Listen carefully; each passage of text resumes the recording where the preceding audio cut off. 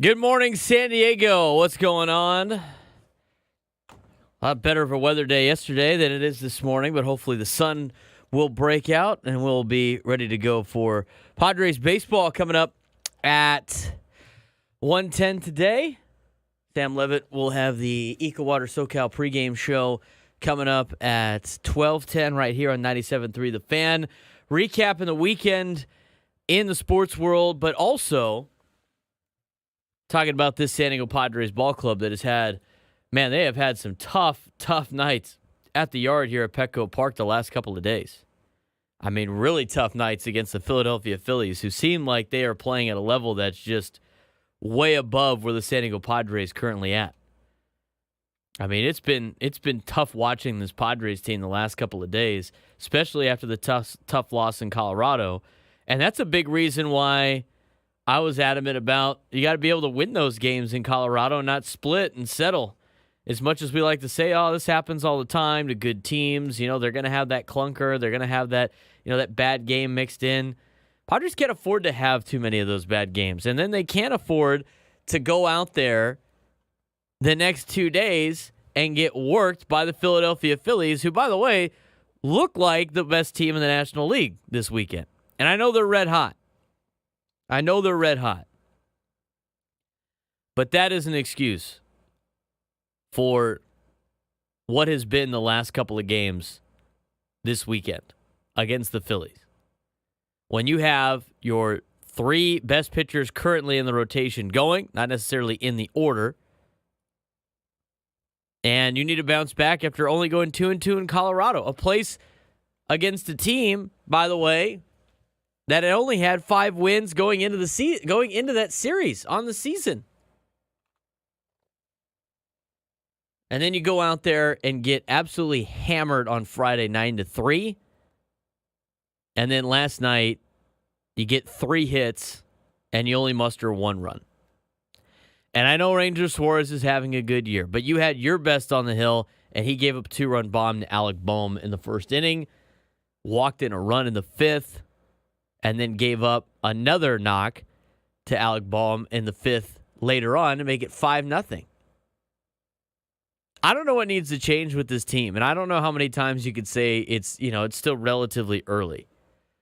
But they're starting to go down the path right now of being the exact same team they were last year. And we kind of mentioned that at the beginning of the season. I still think with the talent that they have and the way that Major League Baseball is constructed, they could still make the playoffs. Obviously, it's super early, right? They're 14-16? They've only played 30 games this year. But we talked about it on Annie Elston a couple of days ago when the Padres were 14-14, and then all of a sudden it kind of fall by the wayside. They won a couple of games, went down to Mexico City, right?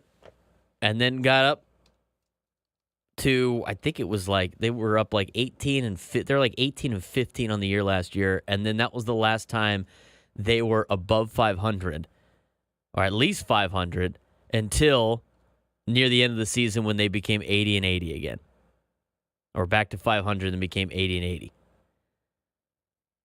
So as much as any other year for the Padres, if this were to happen, I think a lot of Padres fans would be like, well, it's early. We still got to figure a lot of things out. But the way last year played out, I think that gives Padres fans a reason to pause for a second and go, what's going on? Are all the holes in this lineup starting to come about? So again, the Padres' highest mark above 500 last year was 3 games above on May 5th when they beat the Dodgers in that first game of that 3-game series, played the crying Kershaw, and then proceeded to just fall apart for the most of the season, in which they told everybody, hey, it's early, we're going to figure this thing out. We had the "it's early, we're going to figure this thing out" speech against Colorado a couple of days ago, and now the Padres have dropped 2 in a row where they get run out of Petco Park. So that's from a negative side. Positive side, you do have some guys playing some good ball, a couple of guys here and there, but a big problem for the Padres right now, the top of the order is not getting the job done. The top of the order is not getting the job done. Where have we heard this before? Oh, last year. Your top 3 highest paid players on the team last night were 0 for 11. Now, that's going to happen. That's going to happen. There are going to be times where Bogarts, Tatis, and Machado aren't playing well. That's fine. That happens in baseball all the time. But what keeps good teams winning when their stars are not playing is a well-rounded depth of a roster, a deep lineup where you can keep churning over and over and over again, and the bottom half could take care of business. The Padres, even though they have gotten good production out of some of the guys near the bottom of the order, like Jackson Merrill, who's been a great asset to this Padres team, hitting .308 this year, including him, and Tyler Wade playing his ass off, and Jose Azocar hitting a lot better than he did last year, and Luis Camposano off to a good start. Eggy Rosario has been hitting the ball hard. He's hitting .279. Despite all of that, those players are not the players that are going to carry a team when the top half doesn't do very well. Look at the Phillies' order. I mean, they got Nick Castellanos batting 7th right now. I know he's batting 181, but that's a 7-hitter for a team that's going to be making a run for a World Series. Padres' 7-hitter is Eggy Rosario. There's a difference there. Nick Castellanos on this Padres team would be batting in the top 4 spots in the order. He's batting 7th on the Phillies. Some perspective on teams and where they're going, and the perspective on the Padres and where they're going. To understand what they're competing with right now and having a little bit of a grip of reality that the Padres team just doesn't match up with the Phillies. And they're not the Braves. The Atlanta Braves, I mean, you look at the Atlanta Braves order, that is a murderer's row from top to bottom. And I get some of these teams are hot, but you know what? You're going to play teams that are hot all the time. The Padres need to find a way to get hot. Start looking at some of the competition at the top. Again, we've gone over this before. I've talked about on this show. The competition for the Padres to make the playoffs is not very good. And I think they could be able to make the playoffs because the playoffs are expanded and they could be able to find their way in. They got enough talent to be able to win some of those games and put together little runs here and there. But when we're talking about winning in the playoffs, I still think the rotation's probably good, although I didn't have as many concerns with Joe Musgrove at the beginning of the year. I've been watching him. I mean, he just does not look right. He does not look like he is fully Joe Musgrove. And I don't know what the deal is with him, but he just does not look very good right now. But the thing is you got to figure out a way to get him right because that's a major factor in this rotation. We said at the beginning of the year, you lose any member of this rotation and it falls off very quickly. They already lost Yu Darvish. I think Randy Vasquez has done a decent job for what it's worth, but that's a drastically different rotation. I think the bullpen is still an asset for the Padres despite, what happened on Thursday against the Rockies. But their biggest concern right now is their lineup. I don't know how many more times you can put Xander Bogaerts in the leadoff spot.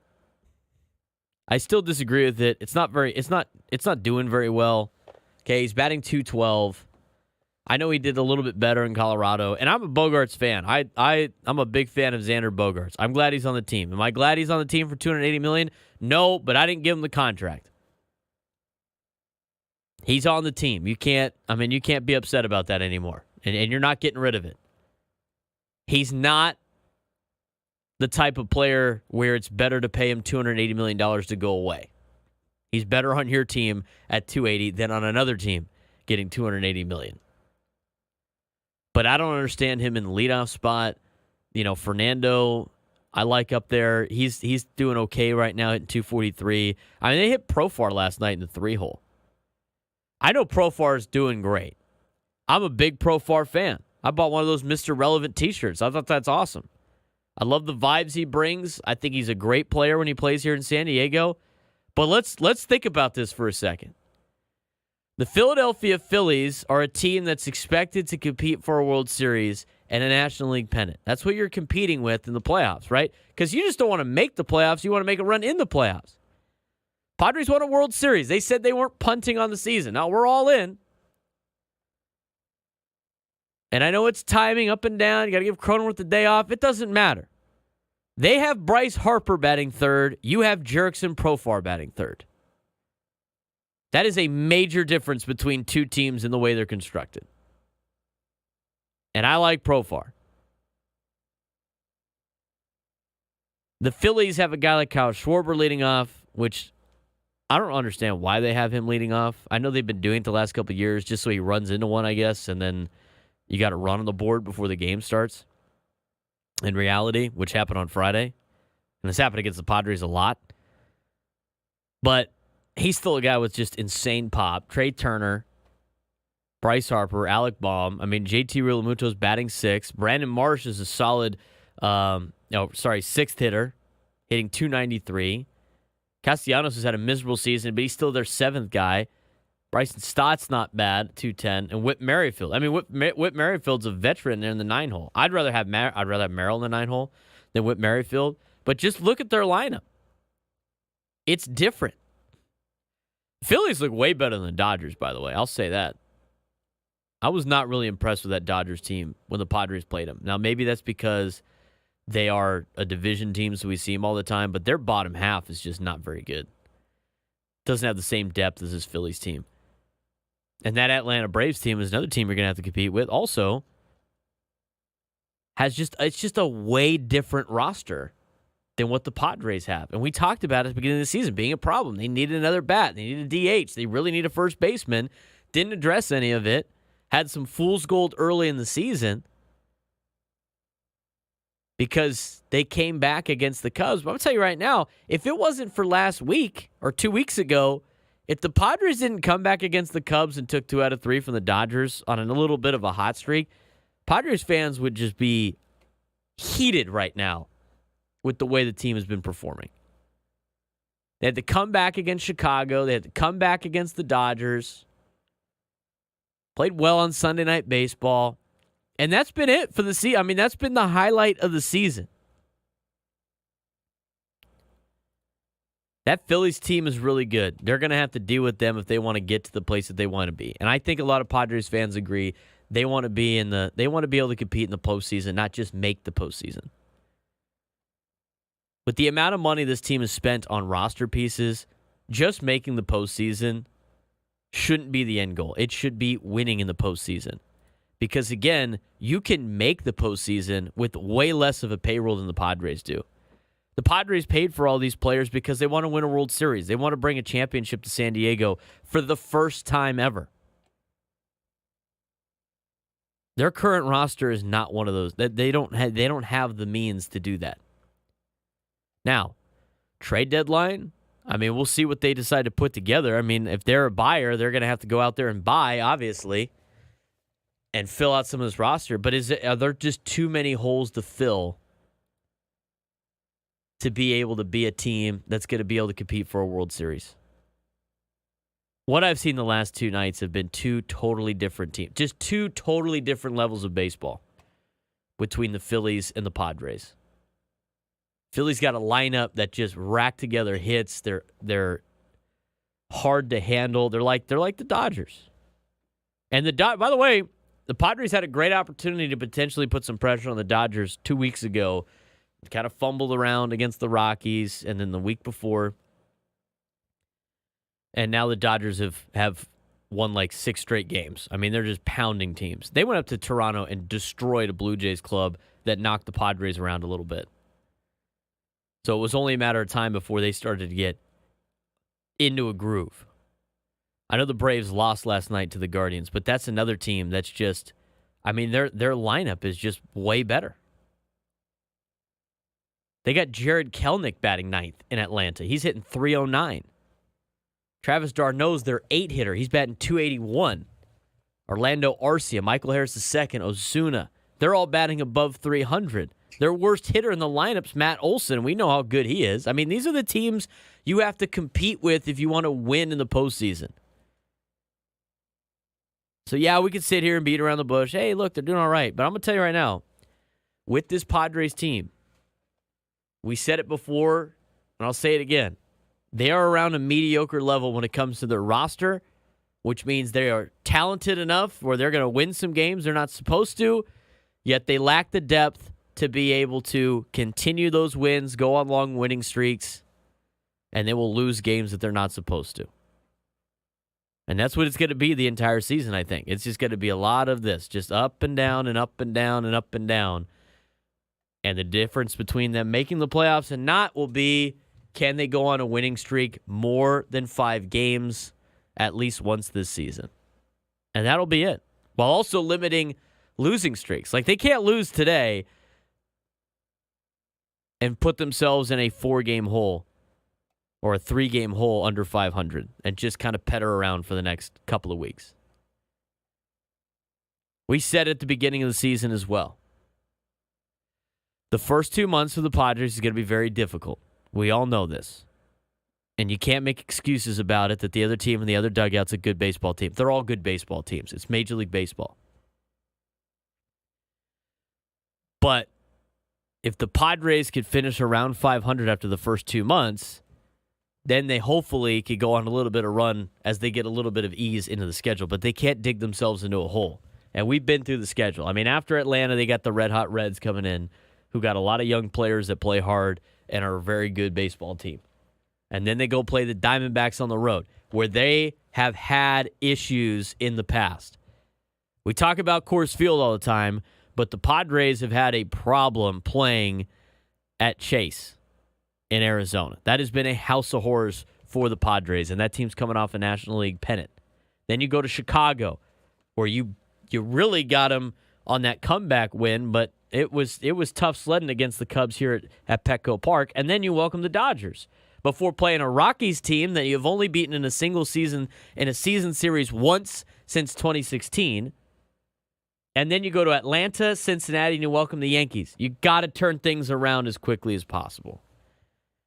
Because before you know it, the Padres could be 5 to 6, maybe even 7 games under 500 by the time May is complete. And then you're really trying to come back. And you're really behind the 8 ball. So as we like to say on Andy and Elston, it's a much-win game today. A very much-win game. Not a must-win, but a much-win. And good news for Padres fans, back on the positive side, Taijuan Walker's on the hill. Padres have done really well against Taijuan Walker in the past. Hopefully they can salvage this series, put a laugher together on a Sunday afternoon, and at least go 1-2 against the Phillies. And to be honest with you, if you go 1-2 against the Phillies, even though it'd be nice to win the series at home, it would be an expected result against a team like Philadelphia, and then you can move on to next week. You can move on to next week against the Cincinnati Reds, which I think the Padres can compete with. The Reds they're not a world beater, even though they're pretty good. Padres got to figure it out, though. They can't find themselves into a losing streak here, and they definitely cannot get swept at home by the Fighting Phils. We're going to talk more about the Padres. We're going to talk more about, kind of where they're at, roster construction rise, whether or not they can overcome some of these potential downfalls, and some bright spots as well. I mean, Eggy Rosario's been hitting the ball pretty well. I like him playing third base, too. We'll talk more about that. Plus, we'll get into the NFL draft. We'll recap some of that within the next hour. And then in the 9 o'clock hour, more Padres talk. And I want to get your phone calls. What are you guys feeling about the Padres right now? I'm seeing a lot of things in the chat, obviously. There's a lot of fans in there, still extra positive about it. And a lot of fans that are ready to punt on the season like Darren Bennett. I thought that was that was a pretty fun YouTube chat. Funny. 833-288-0973, 833-288-0973. Let's talk about the Pods when we come back on San Diego's #1 sports station, 97.3 The Fan.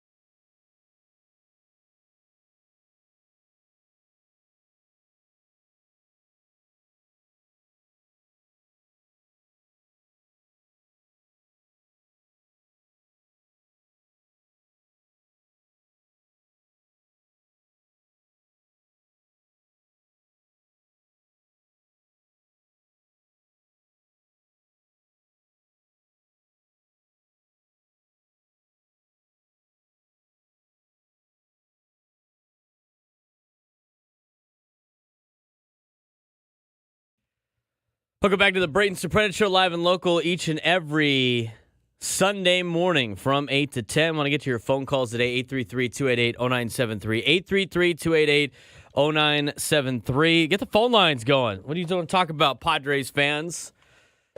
Those are tough last couple of games, I got to say. It's been really tough to watch that. Just outplayed by a team that's just a lot better than what the Padres are. I mean, that's just flat out what it is. Hopefully today they could bounce back. Taijuan Walker, not very good, especially against the San Diego Padres. Reading a lot of your comments in the YouTube chat. Be sure to give us a follow and subscribe to us at 97 Through the Fan on YouTube. You can also subscribe to my YouTube channel as well. We are streaming live on that, B_SURP, BSURP. On YouTube, you can follow me also on Twitter and on Instagram, as well as TikTok at B_SURP. All of you guys in the YouTube chat right now, be sure to drop a like on the video. 1, 2, 3, click the like button. Thank you very much. And be sure to keep our notifications on. You can also find this show as a podcast wherever you find your podcasts. I also do a podcast on Tuesdays on my YouTube stream. So, again, more content. If you like what you hear on Sundays, you can check more of it out at B_SURP on YouTube, as well as 97 Through the Fan on YouTube. Love to get us another subscription on there. So, thanks again for all of you for making our day a part of yours. I wanted to get to your phone calls today, 833-288-0973, 833-288-0973. Brandon in El Cajon wants to weigh in on the Padres. Brandon, what's going on? Hey, good morning. I'm glad you got this Sunday show on. It's good. Well, I appreciate that. It's good to talk some baseball on the weekend. That's not about the East Coast teams, Brandon. We could actually talk about some San Diego sports here in town. Yeah. After watching them last year really close, it looks like the bright spot is these young kids, especially Jackson Merrill, and the young kids are the best part of the team right now. I think the problem is, these long-term contracts, they just look like guys who are rich and don't have the fire in the hole anymore.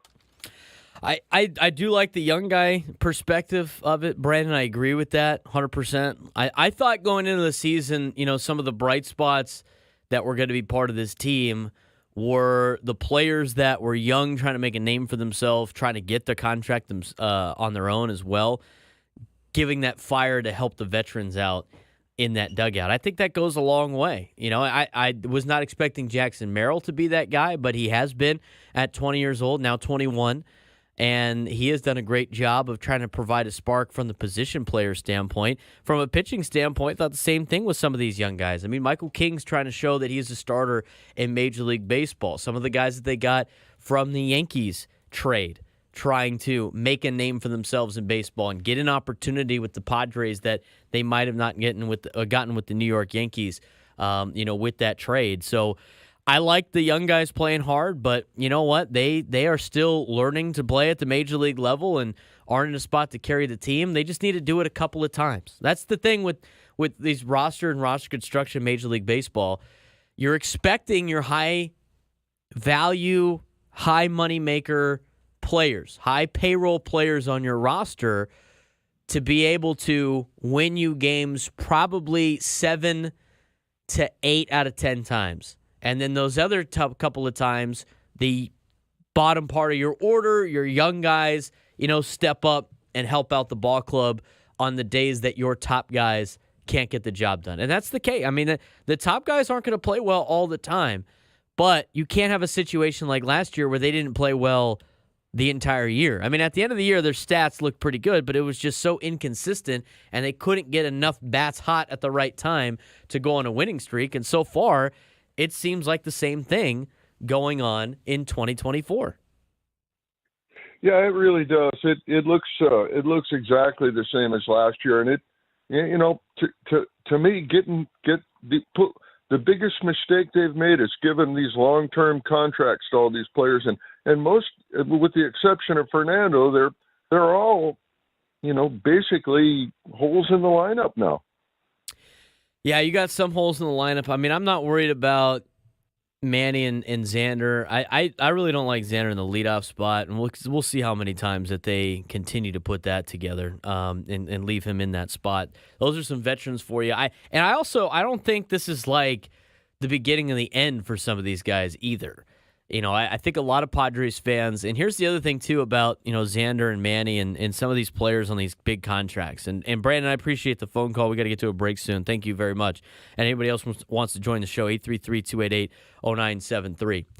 I don't think it's the beginning of the end. I mean, obviously it's just a tough start for some of these guys, but I think Padres fans are just terrified of a couple of things. One, nobody likes Xander's contract. That's fine. I don't like the contract either. It was a position you didn't need. It was a player you didn't really need. I like having Xander on the team, though. I think he's a good leader. I think he's a good veteran player. I think he has a great attitude. Nobody is more upset than Xander when it comes to his performance. And you could tell it bothers him when he doesn't do well. I like guys like that. I mean, he's gonna put it in. It's not like some of the other players that we've had where they got the big contract and they're saying, glove's sick, bro. Like, I don't need those players on my team. If I'm going to give you a big contract, it's because you work hard and this game means something to you. This game means something to Xander Bogaerts. But I think with the contract that he got, I think a lot of people are just assuming that, well, he got the big contract and now he's near the end. We didn't really want him. We didn't really need him. And now look, we have this 30-something-year-old that's already not playing well. I mean, he's not playing well now at 32. I mean, what is he going to look like at 43? Relax, guys. He's going to have some good years. He's going to have some down years. But he's still in the prime of his career right now, and it might just be a little bit older than it usually is. I want to get back to your phone calls, 833-288-0973, 833-288-0973. I'll be reading some of your YouTube chats as well. Be sure to subscribe to us. Give us a like. When we come back, get to more of your phone calls. If you called in, wait on hold. We'll get to you on the Braden Surprenant Show, live and local each and every Sunday from 8 to 10 on San Diego's #1 sports station, 97.3 The Fan.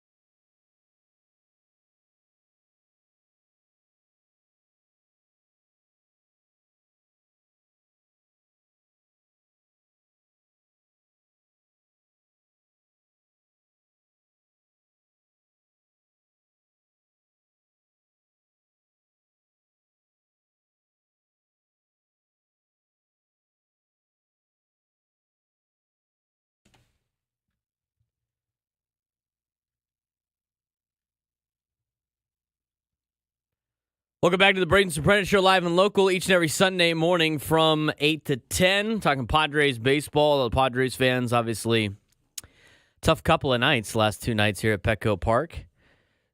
Still selling out the building, though. Still a fun place to be. San Diego Padres taking on the Phillies this afternoon. Will be a 1:10 start right here on 97.3 The Fan, Padres flagship station, as well as the Eco Water SoCal pregame show with Sam Levitt coming up at 12:10 right here on San Diego's #1 sports station, 97.3 The Fan. Thanks again for all of you guys joining us on YouTube today. Be sure to hit the like button. Subscribe to us on 97.3 The Fan. Subscribe to us on Braden Surprenant YouTube page at B_SURP. You can follow me on social media, BSurp, Instagram, Twitter, TikTok, all the same. BSurp. Follow me on all of those platforms as well as YouTube. Everything's the same. BSURP. B_SURP. All the same. Been talking a lot of Padres. And again, 833-288-0973, 833-288-0973 about kind of this weekend being a reality check for the Padres. It's been kind of a major reality check, I think. And I know it's early in the season. But there's only so many times you can say that. And as we learned last year, nobody wants to hear it's early anymore. You know, last year at a point where they lost those 2 games to LA here by the score of 2-1 and 5-2 in 10 innings. Dropped them to 18 and 17. And then they lost 8 out of their next 10. Correction. They lost 9 out of their next 10 by losing 2 in Minnesota, getting swept by LA, and then going 1-2 against the Royals before going 1-2 against the Red Sox. It's been that, and then all of a sudden it was Padres were sitting at 20 and 26, trying to climb out of a hole in the middle of May. This Padres team needs to get a win today. It's not a must win, but a much win, as we say in Andy and Elston. Because with the schedule coming up, it's not as easy as it was during that stretch. The Twins weren't very good at that point in the year last year. The Royals were awful, and the Red Sox were just kind of puttering around for a while before the Padres ended up beating the Nationals on the road for a long East Coast road trip that I think a lot of people thought they would be hitting their stride again before coming back home, and then much of the same. Just kind of a little up and a little down. We got the Reds coming into town next week, and then the Padres will go on the road to take on Arizona and Chicago before hosting the Dodgers and the Rockies, going back on the road to take on Atlanta and Cincinnati, and then hosting the Yankees. That's a lot more difficult of a schedule this year at this time than last year at this time. That's why it was so important to potentially take 3 wins in Colorado and not leave there 2-2, because that was the safety net of this month. Just like the Rockies in May are the safety net of the month before they play the Marlins at the end of the season, or at the end of the month of May. So, much win game today for the Padres against the Phillies. 833-288-0973, 833-288-0973. Go back to the phones. Eric in San Diego waiting on hold. Eric, you're on the Braden Surprenant Show, live and local each and every Sunday. What's going on? Hi, hello? What's going on? Hello? Hello? Who's there? You there? I'm here, Eric. Hello? Okay, good. I hear, I listen to your program time to time. I listen, folks. I'm not pumping myself up, but I'm a 9-year veteran with 4 different organizations, never even got a swing in the big leagues, but I know everybody.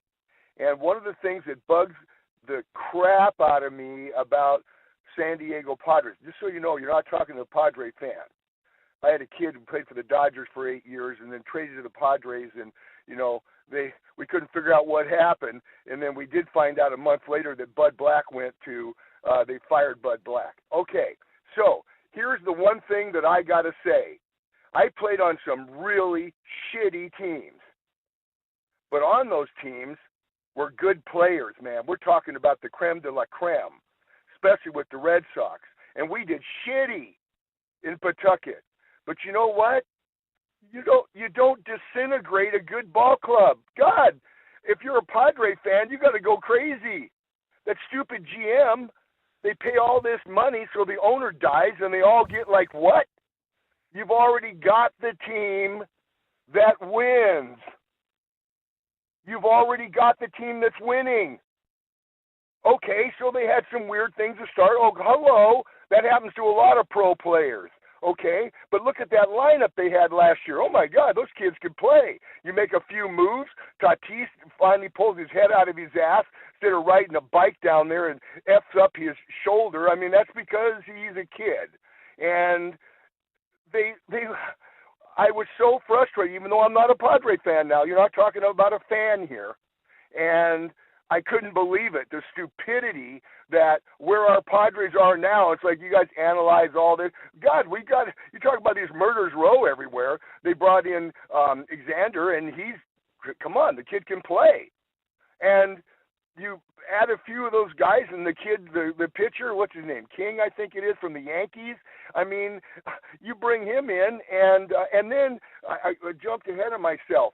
You know, the kid that got traded to the Yankees for these people. Oh, my God. They trade the best hitter on the freaking team. Like, huh? Hello? I mean, you got the team. Now, I guarantee you guys, guaranteed they're not going to the playoffs. If they go to the playoffs, they're going to go in by their skin. And when they get there, they can't compete with the real clubs. Look at the Philadelphia Phillies. I know Bryce Harper. My kid played against Bryce Harper when he was a kid. And that's a real ball club. The Atlanta Braves, a real ball club. The Los Angeles Dodgers, come on, I'm a Dodger fan, grew up a Dodger fan. Come on, man. Look at the Dodgers. The Dodgers have everything. Of course. How are we going to compete with the Dodgers? It's called hello. Anyway, I like your program. I like to listen to it on Sunday mornings on the way to church. So I'll pray for all of our Padres and our Padre fans. I appreciate the call, Eric. You cannot say the S word on the radio, though. That's why I dumped you twice. But there's a couple of things. Eric said some good things. He said some bad things. Part of that deal. The good things, obviously, are, he's right. I mean, the Padres lineup construction and what they have put together for this team this year is not nearly what it was for the last couple of seasons. It's not. I mean, we talked about it all the time in 2022 when it came to the Padres lineup in the postseason. I mean, they had a lineup that would be close to what that Phillies lineup is. Right? I mean, they had like Josh Bell hitting in the middle of the order, and like Ha-Seong Kim was like batting 7th or 8th. I mean, on a good team, on a team that is a playoff-driven team, Cronenworth and Kim are near the bottom of the order. That's just facts. Okay, Jake Cronenworth, I think he's doing a great job. Okay, I don't want to knock his play. He's doing great. And it's not his fault. But on playoff teams, he ain't batting 3rd. He's just not. So from that perspective, yes, he is correct. Now, some circumstances, obviously, with money. You can't just keep all those guys if you're the Padres. The difference between the Phillies, the Braves, and the Dodgers and the Padres, even though the Padres have been spending money, the budgets are different. We're playing by different rules. Now, this ain't your Padres anymore. This is not the 2010 Padres where they're trying to do everything they can with like $50 million. I mean, they do have money to spend, and they will spend that money, but they have reached to the top of that threshold right now. And they got to find ways to balance out the roster. See, that's the difference, too. The Padres spent a lot of money, but they don't have it all spread out amongst the team, whereas those teams that Eric had listed has it spread out amongst the entire roster, where they're loaded at every single spot. Atlanta did it in a spot that, and it's very difficult. It's hard to do. Because, again, if you want to kind of copy what Atlanta did, you have to give, like, Jackson Merrill a contract extension right now. Or very, very soon. Because everybody always wants to know how Atlanta was able to get Ozzie Albies this cheap long-term deal through his prime years, and Acuna and Austin Riley. I mean, you go through the contracts of the Atlanta Braves, and people think they fleeced their players. They didn't fleece their players. They gave their players a offer at their age that they couldn't refuse. They bought out arbitration years. They bought out that first round of free agency.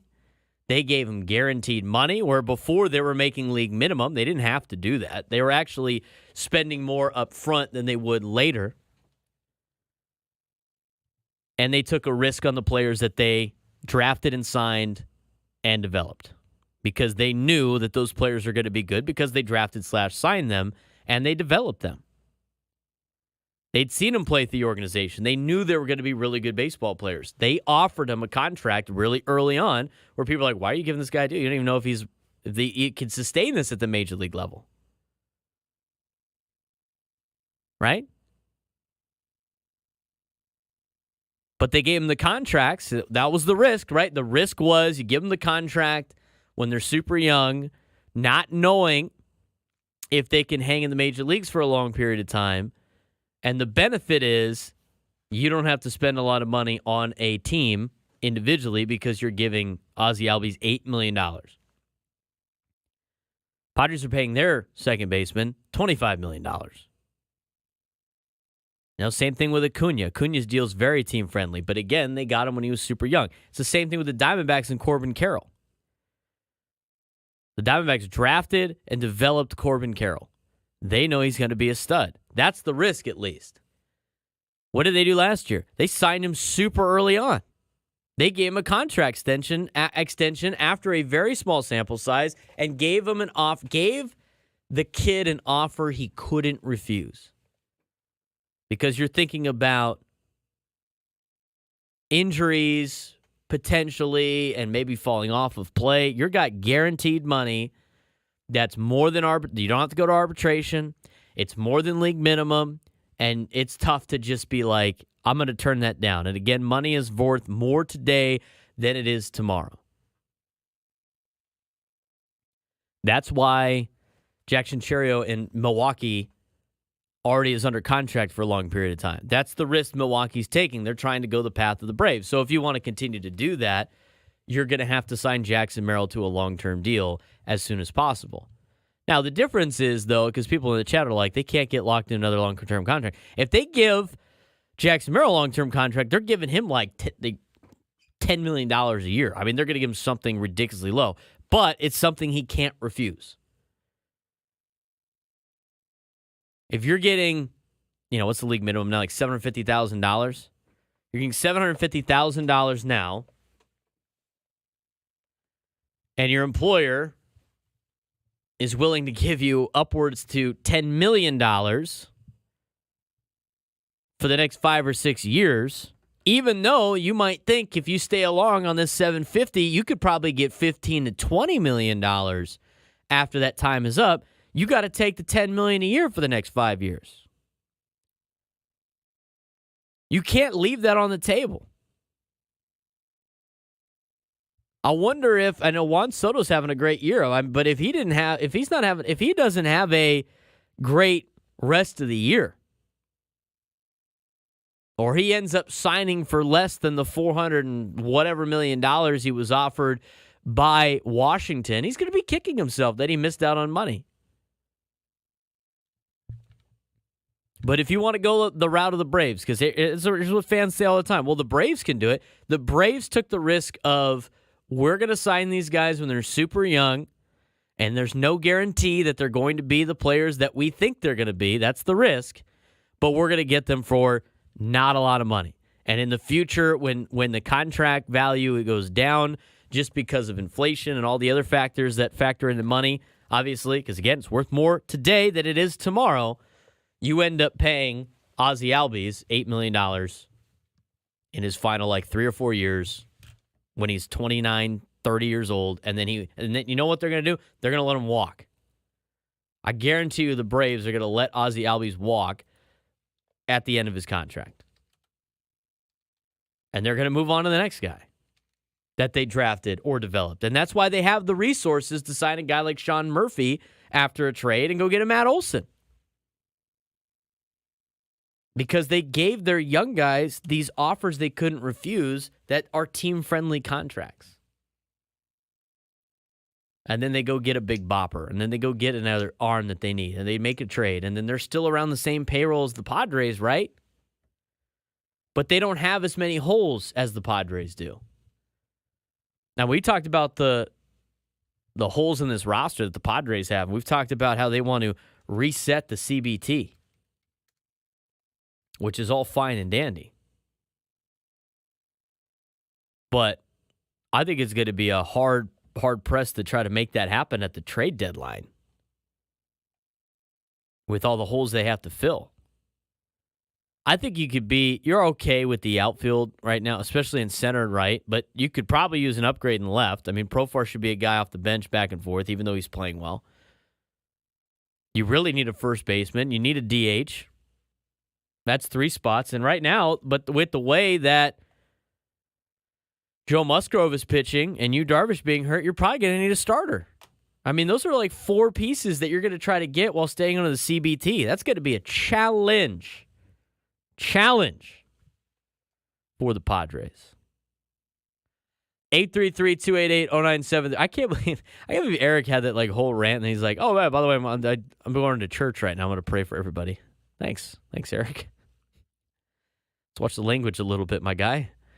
Hour number 2 coming up next. More Padres talk. Braden Surprenant Show, live and local. 97 through the Fan.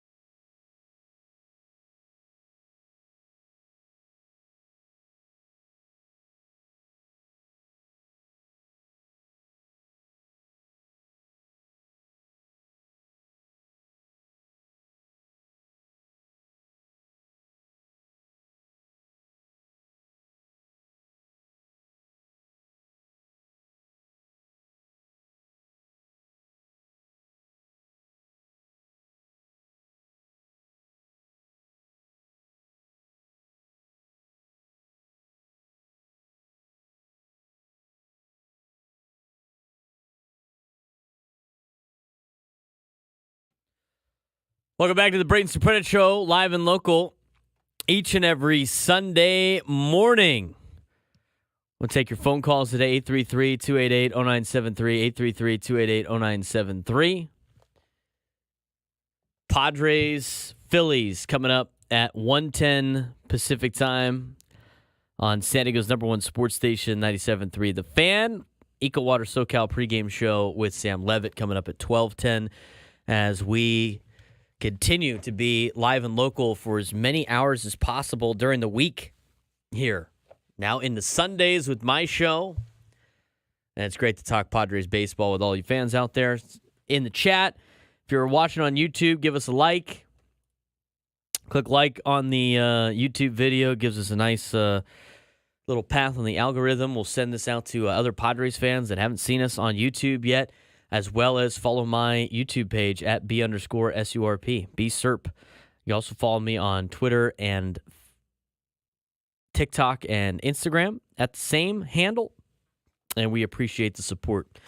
I do want to get to more of your phone calls. We got a couple of guys calling in, Steve and Paolo, Rolando, and Chula Vista. Just please wait on hold. I'm going to get to you in a second. I do want to mention the Braves payroll for a second because I talked about it before. I mean, Ozzie Albies making $7 million. He's making $7 million this year, $7 million next year, and 2 club options. Ozzie's 27, so he'll be 28 next year. They have a club option at age 29 for $7 million, and a club option for $7 million when he's 30 years old. I mean, he's going to be a Brave for the next 4 years. It's going to cost him nothing. By the way, his AAV, $5 million. What a steal. Adam Duvall's making $3 million this year. Orlando Arcia is making $2 million this year. All playing above expectations. Michael Harris II. That's another player, right? He's 23 years old. They drafted and developed Michael Harris II. Been outstanding for the Braves. He signed an 8-year, $72 million contract with club options. Again, all club options. No player options, no mutual options. All club options. So the club has the final say. 8-year, $72 million deal. Michael Harris II, one of the best up-and-coming prospects in Major League Baseball, and now a proven Major League player. Gave him a contract, very young, $5 million this year, $8 million, $8 million, $9 million, $10 million, $10 million, $12 million. What is $12 million going to look like in 2030? You know what it's going to look like? It's going to look like $5 million. Only $9 million towards the cap of the competitive balance tax. The Atlanta Braves' risk is giving players contracts before they become everyday major leaguers and proven major league talent. But you know what? They do such a great job at drafting and developing their players. They know these guys are going to be studs, and so the risk is not that high for the Atlanta Braves. So again, as much as, and I've seen Padres fans say this all the time, they're like, "Look, like we gotta sign deals like the Braves. They're like offering these low contracts. They're not offering low contracts. The risk they're taking is signing them before they're proven, right? It would have been like us. It would have been like the Padres, not us, not part of the team. It would be like the Padres signing Fernando to that 14-year deal after that first weekend series against the Giants in 2019. But giving him like $8 to $10 million a year. Right? Because at the point that the Padres ended up giving Fernando the contract extension, he had already had the big year with all the home runs and was going off and, you know, face of Major League Baseball and all that stuff. So you had to give him like $24 million a year. You know, on the AAV, whatever. But if they would have signed, like after he got that base, be like giving him that contract, he got the base hit on Madison Bumgarner day 1 of 2019. If he had the contract either before that point or after that series, that's the risk you take. Now, that being said, if all of those things transpired off the field with Fernando too, you know, with the wrist and the shoulder and the pop for the PED usage, right, with the suspension. You know, Padres are like, I can't believe we gave this guy a huge contract. But I tell you what, they'd be paying like $5 to $6 million for this guy. like the Atlanta Braves. I mean, that's the big difference here. I mean, look at the Padres. Fangraphs does a great job with the roster resource. You can see the payroll. I mean, look at the comparisons between the two rosters. Padres payroll last year was $255 million, and the Braves payroll last year was $205 million. Atlanta Braves had a lot better of a team top to bottom. Didn't make it very far, but they did make the playoffs. This year it's $230 million, a lot more than the Padres payroll, but again, the Padres are trying to stay under that luxury tax, and the Braves are going for it with some of their signings. Go out and look. I mean, they're not paying guys a lot of money. The two contracts that might burn Atlanta, Austin Riley and Matt Olson, because Riley's 27 and Olson's 30, and they're paying them both till about 2030. And those guys are not making $8 million. They're making $22 million each every year. So those two players could potentially be those albatross contracts that you see a lot throughout Major League Baseball, and you see a lot on the San Diego Padres. I did want to mention that because we were talking about that before we went to break. 833-288-0973, 833-288-0973. Let's go out to Steve in Poway. Wants to weigh in on the Braden Surprenant show. Steve, you're on the air. What's going on? Hey, good morning, Braden. Hey, listen, this is the first time I've heard your show, and I'm just driving down the road, and I'm listening to this guy going, this guy's as solid as anybody I've heard on the radio as far as the way I look at the Padre team. So I just want to give you that heads up to start with. You deserve an afternoon show based on what I'm listening to. Number two, one of the frustrating things, Annie said something on Friday. She has made a statement and said, we just have to wait for the superstars to start playing. Well, two things wrong with that statement. Number one, you shouldn't have to wait a month into the season for so-called superstars to start playing. Number two, let's change the name from superstar to high-priced players until they deserve to be called superstars. None of those guys are superstars to me. I can only base it on what I've seen in the last couple of years. I don't care about the past. I just care about what's happening now in the future. Bogart's not a superstar. Since he's been with the Padres, he's been average at best. Manny Machado, not a superstar. You can say he's a good player. He's not a superstar. Fernando is a star. Cronenworth's not a superstar. He's a good player. Ha-Seong Kim's not a superstar. Those guys are average players, most of them. And we'll wait for the superstars. Well, do you see anybody that you can call a superstar based on what we've seen in the last couple of years? I don't see it. The guys that are producing are Profar, Jackson Merrill, Ha-Seong Kim should be leading off. When Bogart comes up to plate, he looks like he's sleepwalking when he comes up there. When Ha-Seong Kim comes up plate, nothing but energy. You get energy from the fans. You get energy from him. And I like Schultz. I was glad that they got him. The only problem I got with him is I think he's a little bit stubborn, and he needs to wake up a little bit and go, this isn't working. Bogart should not be leading off. Ha-Seong Kim should be leading off, in my opinion. You get a little spark going with the team at the beginning of the order, and somebody that looks like they're sleepwalking up there. I agree with some of those points. Disagree with a couple too, but that's what Sports Talk Radio is for. I mean, I do agree with you can't wait for the superstars, and I said that earlier in the show. I mean, the thing is the guys that you give the big contracts to, they're expected to perform at a high level for the majority of the season, not a month in, as you laid out. I agree with that. The other thing too is, and I said it before, they should be the reason you win probably 7 to 8 times out of 10, right? Should be the top of the order, the guys that you're giving the $25 million a year to. They should be, I don't like using the term carrying the team because there's a lot of contributing factors that go into team wins and team losses, but those should be the guys that, for lack of a better term, carry the team.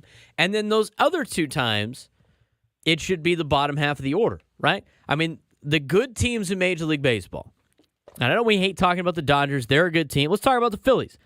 We'll talk about the Phillies. Phillies kicked our ass the last couple of days. Kicked the Padres' ass the last couple of days. That Phillies team, when they have rough outings out of the top of their order, like a Bryce Harper. I mean, there's times where I see Bryce Harper hit 4 absolutely missiles for outs. Bottom of the order picks him up.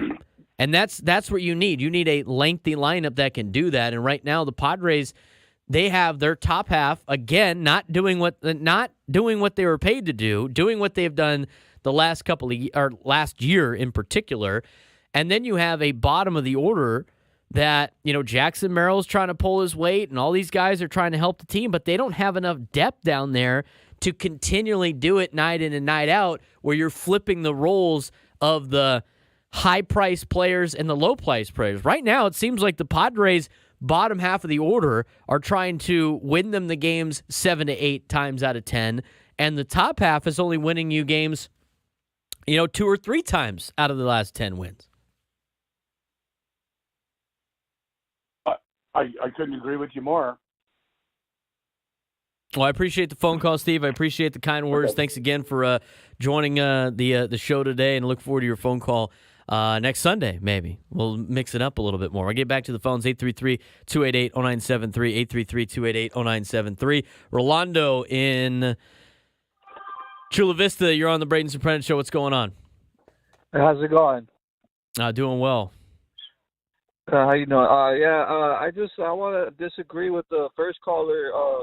We had to get rid of Soto because he's gonna be asking for a boatload of money in the off season, and only a market like the Yankees, like New York, couldn't afford him. So we had to make that move. It was going to be impossible to pay him. He's going to want like Ohtani money. We just don't have that. So we were able to come up with 2 good pitchers in that trade. We had King, and then we ended up getting Dylan Cease, which in turn made our rotation stronger. And you win in baseball, you win with pitching and defense, and that's what the Padres are doing. They have hungry players who some people might say they're average, but they play with heart and they play with passion. And we have team chemistry with Profar back on a team, and the heart and soul, which Manny Machado called Ha-Seong Kim, the heart and soul of the Padres.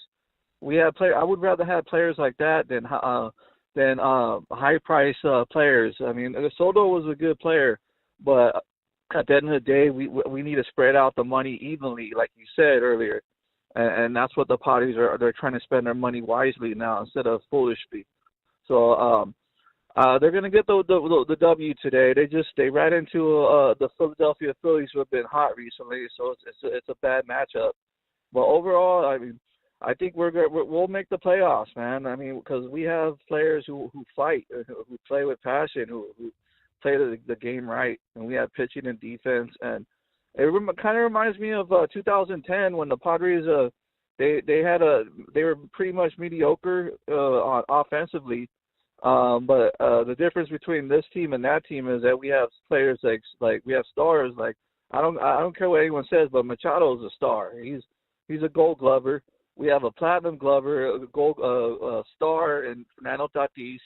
We have Bogarts who almost went 20 home runs, 20 stolen bases last year. These are high caliber players.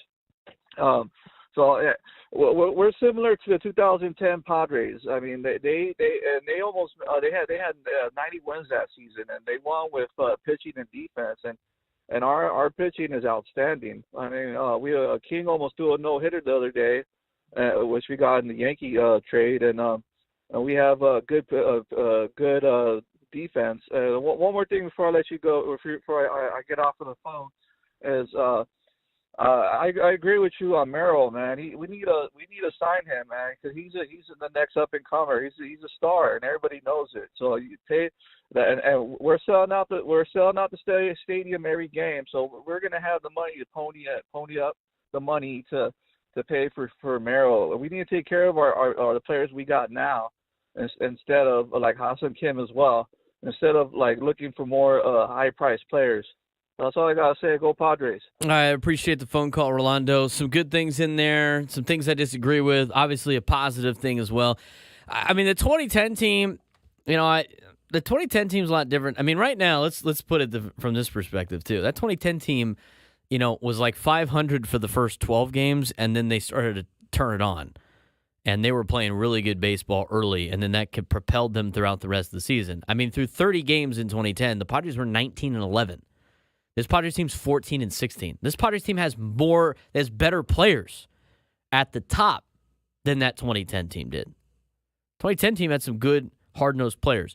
Here's where I have to, like, you know, I have to say something about the message from the team, and I get it, dude. I've been part of teams, and on the inside, it's like we got grinders, we got to grind it out. Like, we got guys that are ball players. Like, I get that. That's fine, and that's how it should be in the clubhouse. And I don't think they should pay attention to the outside noise anyway. But I'm gonna tell you right now, Mike Schultz doing the right thing by saying this in the media, because he's defending his guys. I like it. I liked his little pep talk that he gave, after they lost to Colorado. Fine. Okay? There's multiple ways to handle that situation. He obviously was fuming at what transpired in the last game in Colorado. I get there. I've been there. I've done that. He's probably the better man than me. I don't have to sit through a press conference with my team that I coach at a way different level, way lower level in a different sport after a loss. He has to go talk to the media. I would have been so infuriated. I would have said something dumb. Again, but that's the experience Mike Schultz has, and he's a pro, and he's a major league manager. He said the right things, right? He didn't throw his team under the bus. He defended their decisions. He opened up he's like, this is why we did the X, Y, Z. I got good guys in there. We got good group. We're gonna bounce back. That's fine. Said all the right things. The Padres have been saying all the right things the entire year. But until they start doing the right things, I'm sorry. It falls on deaf ears with me. There's only so many times we could sit here and be like, yeah, we got grinders, we got guys that work hard. They're out there to win. Yada yada yada. I get it. I mean, but to me, it's the actions that speak louder than the words. If Mike Schultz has that little speech right there, right? Everybody was fired up about it. We got guys that never quit. They go down to the final. Right. I'm not saying they don't. But what I'm saying is it's hard to have that speech and then the next two games get run out of your own building against the Phillies. You have to find other ways to win baseball games. Whether it be stealing bases or playing some small ball or doing whatever you need to do. I'm not saying this team needs to bunt more, but when you run into a red-hot team, good teams find different ways to win. So to me, I mean, it's hard to hear sometimes from the clubhouse telling me the same stuff all the time. Top of the batting order needs to be a lot better. And here's the other thing. I do think, and we're going to get to more of your phone calls. Chris in Scripps Ranch is on hold. We're going to get to him when we come back. But Fernando said it on Eric Hosmer's little podcast thing. When you move positions, it kind of affects the guy at the plate. I think that's a big reason why Manny's off to a slow start is because he's DHing. The guy's used to playing every day at third base. Got to see Manny back at third base. Get him right so he could be back out there. I don't know what Xander's deal is, but you paid the money. This is your team. You got to roll with these guys. We'll get back to your phone calls when we come back. Chris in Scripps Ranch is on hold. A little Major League perspective. 833-288-0973. 833-288-0973. This is the Braden Surprenant Show, live and local each and every Sunday morning on San Diego's #1 sports station, 97.3 The Fan.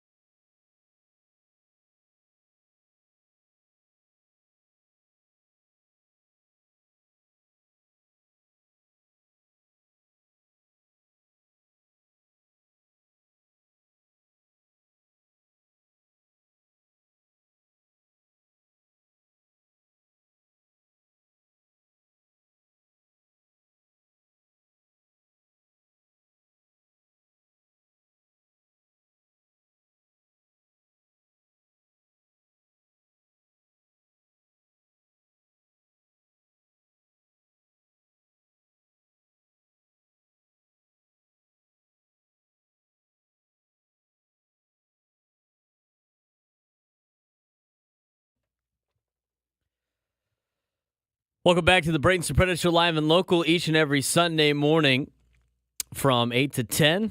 We got 2 segments left. Thing flew by. Show flew by. I'll be going over to Fowler Park at Cunningham Field. Finale of a 3-game series between San Diego and Gonzaga. Battle for first place. San Diego won the first 2 games 5-4 and 14-2. To take a 1-game lead in the West Coast Conference standings. A sweep today would put them 2 games in front and in a good spot. We'll see how the boys do. And host to Hawaii this weekend and San Diego State on the road taking on New Mexico. Great interaction today from the fans in the YouTube chat. Appreciate all of you. Be sure to hit the like on the YouTube. And again, thanks again for all the callers calling in today and weighing in. We got another caller on the line. Chris in Scripps Ranch joined the show. Chris, what's going on? How's your Sunday morning? Hey, Braden. It's going well, man. It's beautiful out. Oh, no. I think we lost Chris. Oh, might have got him back. Hold on. Can you hear me now? I got you. Hold on. Oh, no. He's going to call us back. Chris Richards is a good guy and played professionally with the Baltimore Orioles organization. It's got some good inside perspective on a lot of different things, especially with the Padres, hometown guys. So hopefully he calls us back. But we're talking Padres baseball, getting ready for Padres and Phillies, wrapping up a 3-game series here at 1:10 p.m. Pacific time on San Diego's #1 sports station, 97.3 The Fan. Sam Levitt will have the Eco Water SoCal pregame show coming up at 12:10 on The Fan. It's been tough watching this Padres team the last couple of days. I mean, they just look like they are in a different league than the Philadelphia Phillies. And, to me, and we've talked about it, we went through the contracts and stuff like that and comparisons with Atlanta and stuff. But, they got to get better production at the top of their order. And they got to be able to find different ways to grind out and win ball games. I mean, it's just been tough sledding right now. And again, I know it's early, and I know that's what the message was last year, but they got to be able to flip it around and do it a lot quicker. Let's get back to Chris in Scripps Ranch. Chris, what's going on? Hey, man. Can you hear me? I got you now. All right. Good deal. I just want to say that I'm a little. I think this week is an important week for Mike Schill. He kind of, saw some adversity in some of his managerial moves, and when Dennis Lynn, asked him about Wandy Peralta, not having his control, and he kind of reacted, pretty aggressive, and I think he knows that he kind of screwed that up. The last time I saw Peralta was against the Giants, and he hit 2 left-handed batters because he didn't have his release point on his arm side. He just couldn't find his fastball. And if you watch him pitching in the early at-bats, and when he came out, he had the same issue. Everything was up and in or in the left-handed box with his fastball. So Dennis Lynn was right. He did not have his stuff. And when Peralta's up and in and he can't find his fastball, you got to be ready to pull him. And so I'm worried about that. I'm worried about the language he used with Jackson Merrill having a little ouchie. I mean, that's in the clubhouse. And, to treat a rookie like that, I get it. Maybe you're thinking that will toughen him up or whatever, but that doesn't play too well. And, it kind of reminded me, this time of the year last year, if you remember, Xander had a 30-game on-base streak, right? And he hit a line drive to right field that the right fielder made a diving play and short-hopped the ball. And, Soto's out there. He doesn't know what he's doing as a base runner. And he came all the way back to first base. Anyway, it cost Bogarts that on-base streak. And stuff like that, those little things, chemistry-wise in the clubhouse can be dangerous. So I don't think there's anything with the players right now, but as far as the manager goes, I think the other caller was right. I think he's a little stubborn, and I think Hassan Kemp should lead off. But this is an important week. If they lose today, they better come out strong against the Reds. And, I think it's a pivotal week. We'll see what happens. Chris, I appreciate the insight. Appreciate the phone call. Thanks again, and look forward to talking to you again. And I agree with Chris. I mean, it is a big week. I mean, as much as I'm not ready to fire Mike Schilt yet by any means, and I don't think Chris is either. But as much as we've given the narrative going into the season, like Mike Schilt's so much better than Bob Melvin, and Mike Schilt's so much better than Bob Melvin, and this is so great, and we got our manager now, and yada yada yada. Like it seems like we hear all the time. And everything has been good. I mean, the first sign of a little bit of not going your way, and it got a little iffy there in the post game press conference. I mean, I get where Mike Schilt's coming from though too. I mean, they obviously, like, from a coaching perspective, it's easy to say, and sit in your ivory tower and be like, you screwed this up. Why didn't you do this? Why didn't you do that? Especially after the fact. Obviously, the rules now. I mean, I think, to be honest with you, if they didn't have the 3-batter minimum, I think Mike Schilt probably would have pulled him. And then you got to worry about who's hot and who's not. So I understand where he's coming from on that. I do. I didn't like the language of ouchie either. I think that's kind of weak. I think that's kind of soft. I don't think that. I'm sure Jackson's getting some crap from that from the other players in the clubhouse as well. And it's the way you handle yourself and the way that they go about their things. And he brings up a good point with the on base streak getting snapped last year because of Juan Soto not knowing what's going on. I mean, these are all things that need to be taken care of in house. With the Padres, and that seems to be a little bit different than what other teams do. And this is a very important week. I mean, you're starting to play some very important games here in the next couple of days against the Reds, who are red hot, and then you got to again go after the Arizona Diamondbacks, and then the Cubs, who have been playing good baseball again. Dodgers, you get a break with the Rockies, but you split with them last time. I mean, you're the only team to lose twice to the Rockies all season. And then you go back into playing tough teams on the road at Atlanta, who's got one of the best lineups in baseball, and then go in to play Cincinnati. And then you got the Yankees. This is a very pivotal couple of weeks here for the Padres, and they got to be able to bounce back, or this can and could unravel very quickly on the Pods, which is something obviously not a lot of people want to see this early in the season. Got to get some better play out of the top of the order. Got to be able to put together better at-bats. Got to be able to take advantage of opportunities, find different ways to win, and some guys need to step up, especially after the last 3 games played. You got to snap the 3. You can't be losing more than 3 games in a row. It's going to happen from time to time. But you can't go on very long losing streaks, and you got to try to continue the winning streaks as long as possible.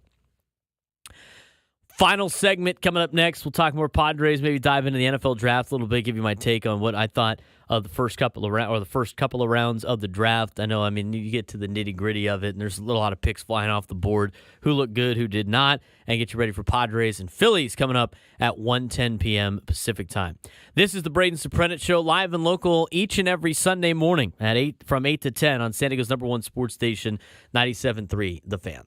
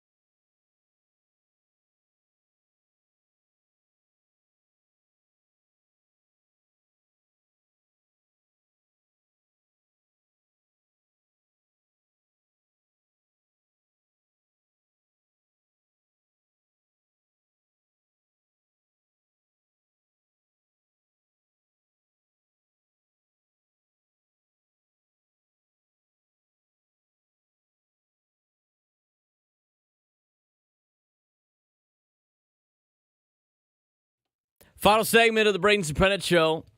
Live and local each and every Sunday morning from 8 to 10. I'm Braden Surprenant. Thanks again for tuning in. San Diego's #1 sports station, 97.3 The Fan. Thanks to all of you for joining us today. A lot of phone calls. Loved it. 833-288-0973. 833-288-0973. Still got some time to get in your thoughts on the San Diego Padres if you would like. Also got the comments in the YouTube chat as well.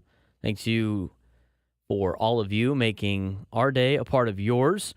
And make sure you like and comment on the YouTube page. Give us a subscription. If you haven't subscribed to the fan account yet, be sure to do that. You can also subscribe to my account as well at B_SURP on YouTube. Follow me on Twitter, Instagram, TikTok at B_SURP. Got a lot of interaction today on social media. Appreciate that.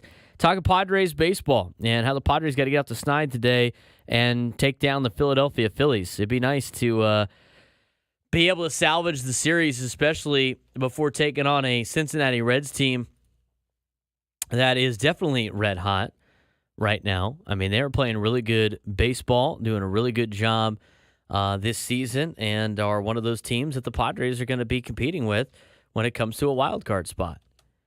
I mean, I don't think that has really changed all too much right now. I mean, I think the Padres are still a team that can compete for a playoff spot. I still think they can, go on a run at some point in time. We're still yet to really see that, and it took them a long time last year to really do that. But again, at 14-16 and, a lot of things that are relatively staying the same, it's tough to really believe what's coming out of, the clubhouse sometimes on some of the messages. They're saying all the right things, but we're going to start getting into show me time over tell me time. And we'll see what happens in the next couple of games because these next 2 weeks are very important for the Padres. To be honest with you, until the end of May, until Memorial Day, we're going to find out a lot about this Padres team and whether or not they can kind of go up and down. Again, they're going to have to win some series against some really good teams here. And they are going to play some red-hot teams as well. I mean, the Reds are 15-12, have done a great job. I think they smashed the Rangers last night, or maybe that was Friday. But they've been pretty excellent for most of the season. Yeah, they beat the Rangers last night 8-4. And on Friday, the Reds lost to the Rangers 2-1. But then they split with this Phillies team last week. I mean, they were trading blows with this Phillies team last week in Cincinnati. So this is no slouch of a team coming in after Philadelphia leaves. And then you got to go on the road and play in a place that you haven't played well almost ever since they built the place over in the desert. A very important month of May coming up for the San Diego Padres. You don't want to be in a hole that's too large to come out of, especially when you're trying to just keep pace with the rest of the division and the wild card standings. I mean, the Dodgers have already won 5 games in a row this week, and they've improved their stock to 18-11, have really pulled themselves away from the pack already. It was only a matter of time, and they jumped on it pretty early. So we'll see what the Padres can put together here. But, winners of the last 6 for the Dodgers. Padres sitting still in second place with the San Francisco Giants. I mean, the good thing the Giants and the Diamondbacks haven't really been able to figure it out yet, but they're already 4.5 games out of first, 2.5 out of wild card. It's still early, though, so we can't be super upset about that. But it would be nice to have a positive run differential and be nice for the Padres to go on a little bit of a run here. 3-7 in their last 10. Get back to the phones, 833-288-0973, 833-288-0973. Great participation today out of the fans. Let's go down to National City. Carlos standing by. Carlos, what's going on? Hey, good morning. A couple of things. One, can you do me a favor and tell Ben, because I was listening to Ben in the woods, and every time Ben goes on vacation, Padres do terrible. They were talking about it, and it's Ben's fault. You know what? I'm on board. Let's put the blame on Ben. You know what? Forget everything I said in the last 2 hours. I agree with you, Carlos. This is Ben Higgins' fault. That's a good point. I didn't realize that. and not only that, but I know a lot of people are against it. I know Ben and Woods are against it, but honestly, if Musgrove's throwing these meatballs, Trevor Bauer is looking more and more better, and I get it, the past, with everything that's been going on, but I want to see this city, get a ring. I want to see the city get a ring before my dad passes. It's one of those things. I want to share that moment with my parent, my kids. So I'm like, anything to get a ring is what I'm trying to say. Yeah, I mean, I understand that. I mean, I think Joe he doesn't look right now. I mean, he just doesn't look like himself. I mean, the velocity's down. You go look at his baseball savant page. It's not very good. He's not his usual self, and I don't know what he needs to do to get right, and whether or not it's an IL stint or if, a different way to start the game or maybe trust more of his off-speed stuff. I mean, I don't know. I mean, he obviously needs to figure it out. And you could tell it's bothering him that he's not pitching well. So, but he's a pro. So, I'm gonna trust in Joe to be able to, figure it out. And I appreciate the phone call, Carlos. And I'm definitely blaming this. I agree with you now. I'm blaming everything on Ben Higgins. It's his fault for leaving town. Padres just completely fell off the map. Here's the thing about, people always want to, and it's not just Carlos. I mean, it's I got people in friend groups that anytime a starting pitcher for the Padres does poorly, and anytime it looks like, we're on the slide, it immediately turns into, well, Trevor Bauer's available. At this point in time, and here's the deal with Trevor Bauer. He didn't have any criminal charges against him, right? He's winning these lawsuits. Say what you want about all that stuff. The reality of the situation is, with all of those things in his past, on top of all of the other baggage that he has had with other teams, throwing the ball over the center field fence before he got pulled from a game, his vlogging, his, content creation, his make it about me, this is all about me, yada, yada, yada.